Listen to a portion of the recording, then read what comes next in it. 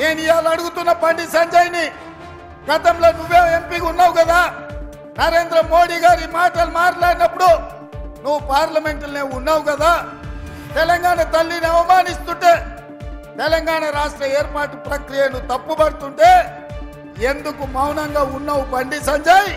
తెలంగాణను అవమానించినందుకు ఇవాళ నీకు కరీంనగర్లో ఓట్లు వేయాలనా?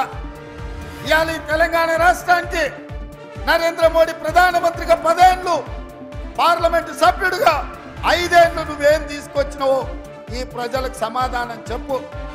ఆనాడు అయ్యో పాపం పేదోళ్ళ బిడ్డ గుండో అరగుండో ఏదో ఒక గుండు గెలవని కదా అని ఈ తెలంగాణ ప్రజలు నీకు ఓటేసింది. మరి 5 ఏళ్లల్లా నిజామాబాద్లో గుండు కానీ, కరీంనగర్లో ఉన్న అరగుండు కానీ ఇవాళ తెలంగాణ రాష్ట్రానికి ఇచ్చింది లేదు, తెలంగాణ రాష్ట్రానికి తెచ్చింది లేదు.